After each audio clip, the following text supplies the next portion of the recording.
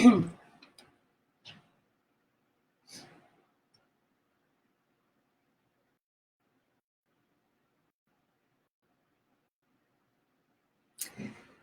afternoon or good morning, wherever you are. Hello, let's say, and welcome back to my organic kitchen. This is my second session of tips and tricks in the kitchen. I had the same session for me this morning in Spanish. So today I'm going to share with you what I think is a great secret about why we cry when we cut or cook or chop an onion. So first of all, the onion is a root vegetable. As a root vegetable, it stays in the ground or in the soil like this, with all these parts where you have little hairs. I call it the hairy part. It's on the ground, inside the soil. So what means that the sulfur that comes from the soil where the vegetable grows, it's all concentrated in this top part. So when we cut this part of the onion, we instantly start crying because the little scent or vapor that comes out, it starts making you cry. So for that, I'm going to teach you how I cut an onion, or how I've been taught and how I teach in my classes how to cut an onion. So not only you won't cry or won't cry as much, I'll give you a little tip if you cry, what you can do to make it easier for you. But by not cutting this part and cutting in another way, you're gonna make your chopping and your slicing and your cutting of the onion a much easier job and more pleasant. So the first thing we're going to do is, to make, because it wobbles on our board, we don't want that to happen. So we're gonna cut the end part so we make it flat.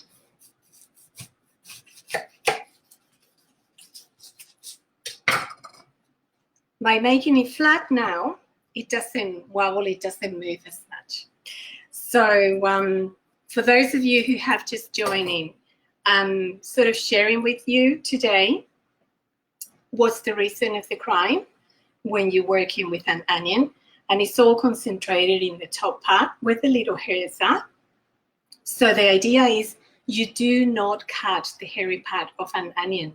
You put it in directly in your rubbish or in your trash. So we've got the end. So now it's flat. Now it doesn't move.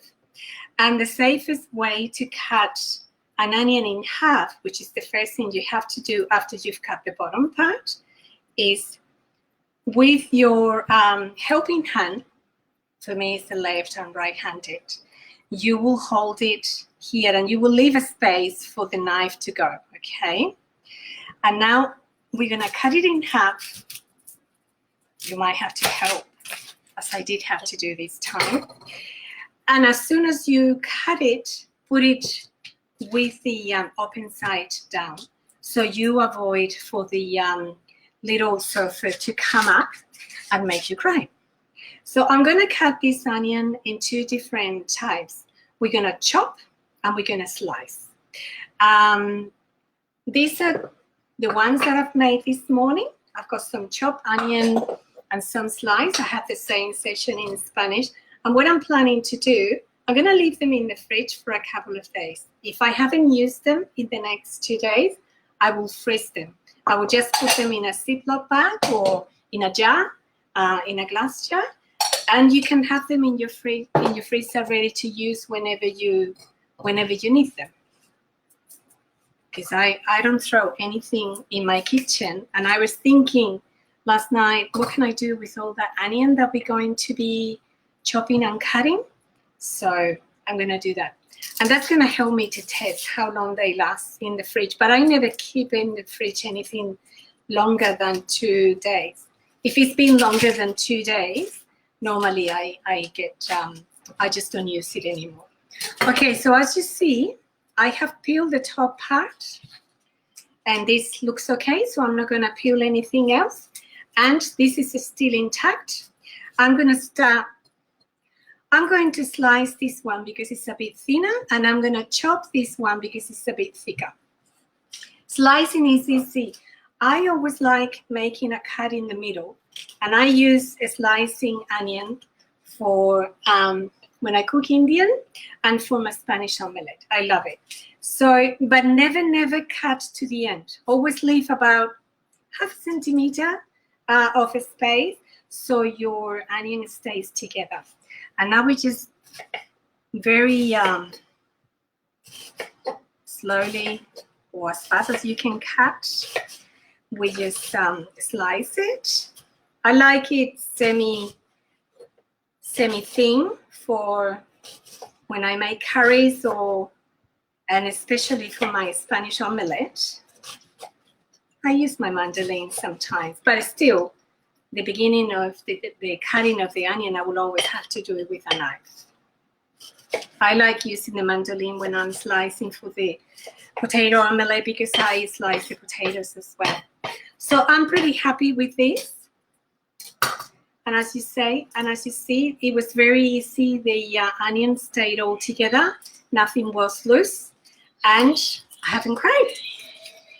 And I can cry. I promise you that.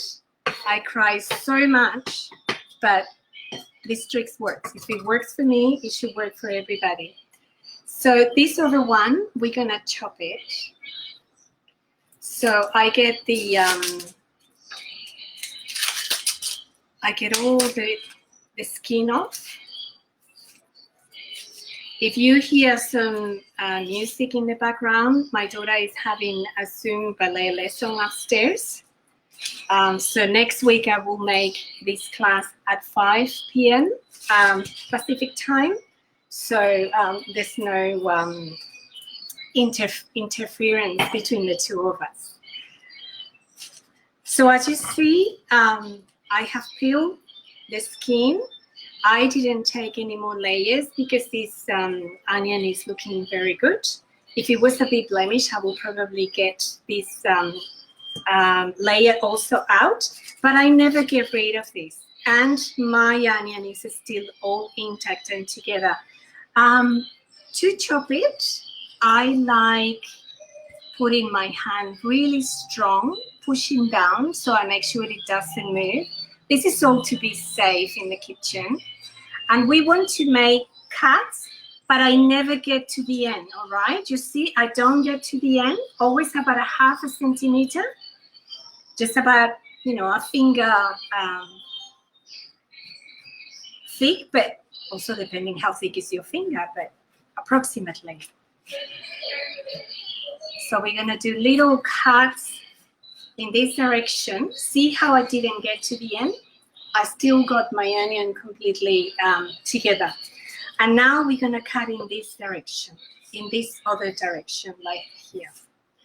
So I might lose a few parts because some of the middle parts will start coming off, but you will see that about 95% of half of the onion will stay intact and together.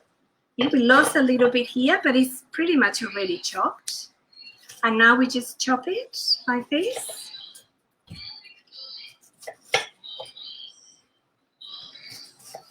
Now always with your helping hand, make a claw, just any claw that you can think of. A bear, an eagle, a koala. Just as an image for you, and make sure that you move your fingers backwards as you go along so we don't chop our fingers, okay? Always being very safe in the kitchen. And it is recommended also that your chopping board is in line with your kitchen bench. You cannot see it here, but this makes your work. See, I'm exactly against it. And this is the position that I have to make it safe for my arm and my shoulder and for your back too. there's things that I haven't thought of before until I started teaching, and I was told, you know, to be aware of all that because, you know, that can avoid many injuries in the future for you. This is if you cook for many hours, of course, but it's always good to know. See, I haven't cried a single bit. This morning I did cry. I'm not crying now. Maybe this onion is not as strong, but still, I've got the end of my onion complete, and I have a perfectly nice half-chopped onion. If you like it smaller, I use these for sauteing, stews, that sort of things. Risotto will be okay too. If you want it smaller, what you can do is with these two fingers, you put them at the end of the blade. Not pushing, it's just only to help you for this part not to move. And then you can be cutting a little bit more like this, as small as you like. I mean, I like the way I cut it anyway, but this is just me giving you an extra trick or tip so you can get a smaller onion if that's what you need. So, see, I didn't cry.